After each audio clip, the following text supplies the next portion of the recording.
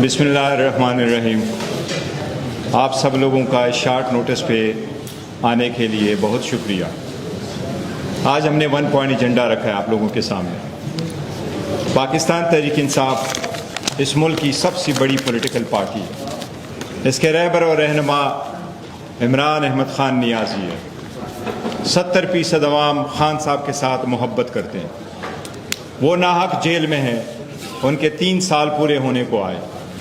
उनके जेल में होना इस मुल्क की सबसे बड़ी क्राइसिस है। उसके लिए हमने जो तहरीक चलाई या कोशिश की वो पाकिस्तान के हर शहरी के सामने है। आप लोगों को मालूम है कि 24 नवंबर को 2024 को खान साहब की रिहाई के लिए हमने एक पीसफुल मार्च का ऐलान किया था। हमने ये कहा था कि इस्लामाबाद में हम धरना देंगे, हम बैठेंगे, हम अपने लीडर के लिए तहरीक चलाएंगे, उनके लिए इंसाफ मांगेंगे। हमने हमेशा से इंसाफ की बात की है। हमने हमेशा से खान साहब के हकूक़ के लिए आवाज़ उठाई है, जो इस वक्त जेल में है, जमहूरियत के लिए, इंसाफ की बालादस्ती के लिए, कानून की सुप्रीमेसी के लिए, आज़ाद अदलिया के लिए। हमने जब 24 तारीख को लोग चले, अभी वो डी चौक नहीं पहुंचे थे। आप लोगों को मालूम है कि 26 नवंबर पे उन पे गोलियां चली। उनमें से हमारे वर्कर, खान साहब के सपोर्टर, उनके लिए निकले हुए निहक थे, अवाम पे गोली चली। उनमें लोग शहीद हो गए, उनमें लोग ज़ख्मी हुए। वो जो शहादतें हुई, वो जो ज़ख्मी हुए, उसके लिए हमने असम्बली में आवाज़ उठाया।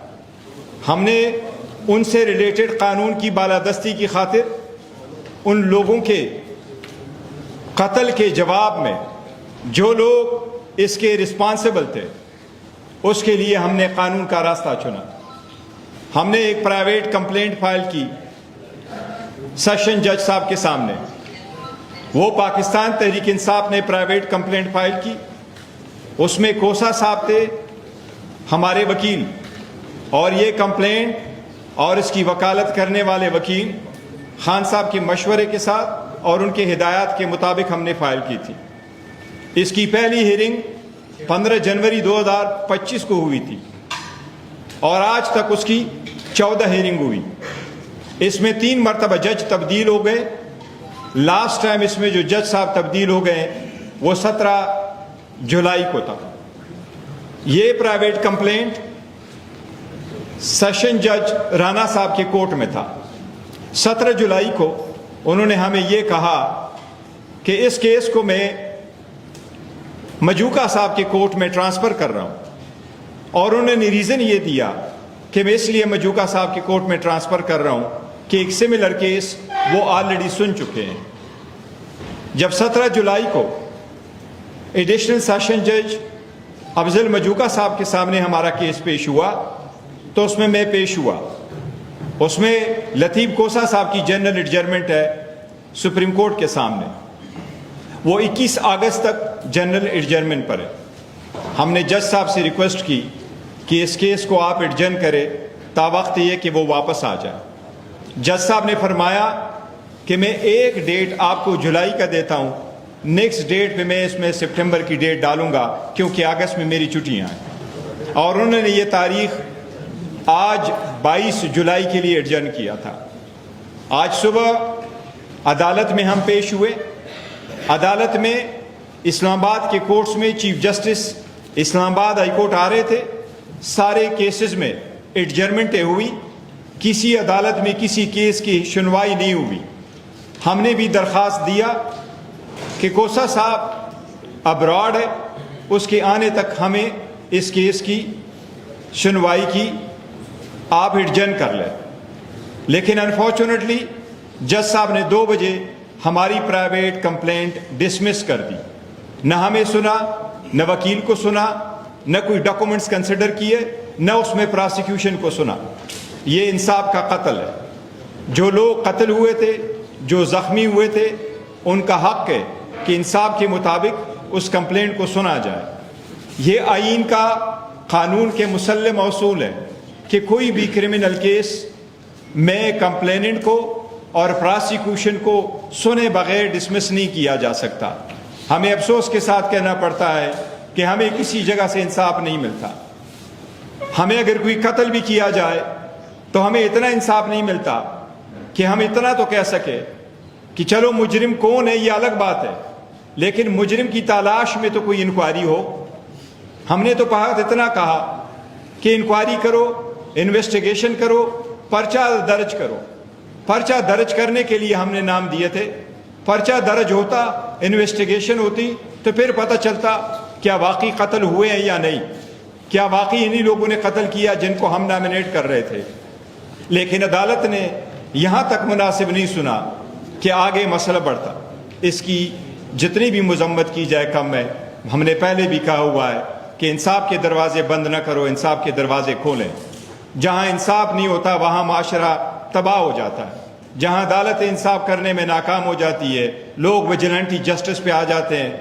آپ یہی چاہتے ہیں, ہم چاہتے ہیں یہ ملک چلے, جمہوریت مضبوط ہو, لیکن کوئی قوتیں ہیں جو نہیں چاہتی کہ اس ملک میں عوام کی آواز ہو, ان کے مقبول ترین لیڈر, ان کو انصاف ملے. آج جو ہمارا پرائیویٹ کمپلینٹ ڈسمس ہوا ہے, اس کے خلاف ہم high court special leave of appeal file کریں گے. کوسا صاحب واپس آئیں گے. یہ کیس ہم نے جس طریقے سے چلایا اس میں تاریخیں ہوئیں. ہم نے ہر مرتبہ وکلاء کی ٹیم کے ساتھ 14 مرتبہ اس عدالت کے 14 ہیئرنگ میں ہر تاریخ پہ میں خود عدالت کے سامنے موجود رہا. اس میں کوسا صاحب بھی خود عدالت میں موجود رہے. آج اس کا ڈسمسل آئین کے تقاضوں کے خلاف ہے. اس لیے ہم عدالت سے ایک بار پھر درخواست کریں گے کہ اعلیٰ عدلیہ بھی ہمیں سن کے ہمارے لوگوں کو انصاف پرووائڈ کرے. یہ عدالت کا فرض ہے. اس کے ساتھ میں یہ کہوں گا کہ 5 اگست کو خان صاحب کی ناجائز جیل میں ہونے کے 3 سال پورے ہو جائیں گے. ہم پہلے اناؤنس کر چکے تھے. ہم نے پارلیمنٹری پارٹی کی میٹنگ کی اور اس پارلیمنٹری پارٹی کے بعد پریس کانفرنس کر کے ہم نے کہا کہ آئندہ کے لائحہ عمل کا ہم اعلان کریں گے, اپنے الائنس کے ساتھ ڈسکس کر کے, پولیٹیکل پارٹی کے ساتھ ڈسکس کر کے اناؤنس کریں گے.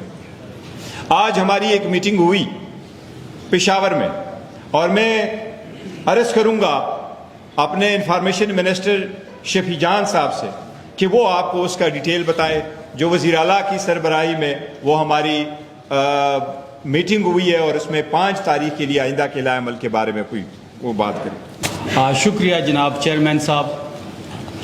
عدالتی کارروائی کے آج جتنی تفصیلات تھی چیئرمین صاحب نے تمام قوم کے سامنے رکھی, میڈیا کے سامنے رکھی.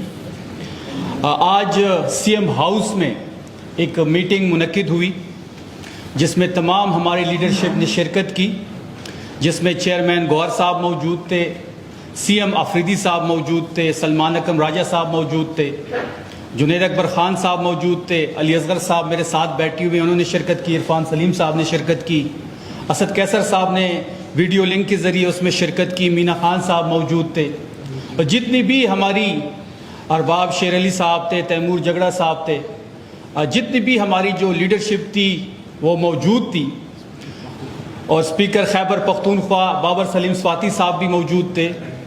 تمام تر مشاورت کے بعد یہ فیصلہ کیا گیا ہے کہ 5 اگست کو انشاءاللہ عمران خان صاحب کے اغوا کو 3 سال پورے ہو رہے ہیں. میں اغوا کا لفظ یوز کر رہا ہوں کیونکہ وہ اغوا ہیں, قیدی کے بھی اپنے حقوق ہوتے ہیں. کوئی بنیادی حقوق اس وقت عمران خان صاحب کو نہیں مل رہے.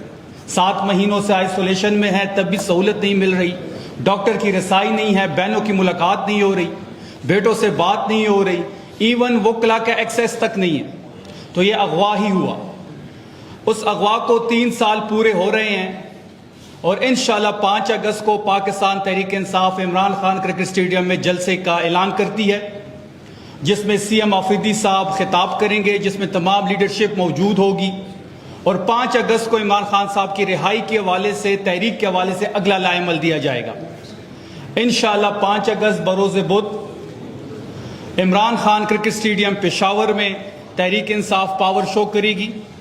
इंशाअल्लाह उसमें हज़ारों और लाखों हमारे कारकुन शिरकत करेंगे, पूरे खैबर पख्तूनख्वा से लोग उसमें शरीक होंगे और वहाँ पे इंशाअल्लाह मशावरत से अगला लाएअमल का ऐलान किया जाएगा। हम अचकज़ई साहब से भी मशावरत करेंगे, हम अलामा साहब से भी मशावरत करेंगे और तमाम सियासी कुव्वतों के पास हम जाएंगे जो ये समझते हैं कि मौजूदा हुकूमत से छुटकारा हासिल किया जाए, क्योंकि मौजूदा जो हुकूमत है ये अजाब की तरह मुसलत हो चुकी है पाकिस्तानी अवाम पे और पाकिस्तान पे।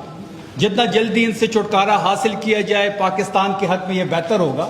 हम तमाम सियासी उन कुव्वतों से बात करेंगे जो इस मौजूदा हुकूमत के ख़िलाफ़ हो। हम तहरीक तहफ़्फ़ुज़ आईन पाकिस्तान, तहरीक इंसाफ और दीगर सियासी कुव्वतों से भी मशावरत होगी।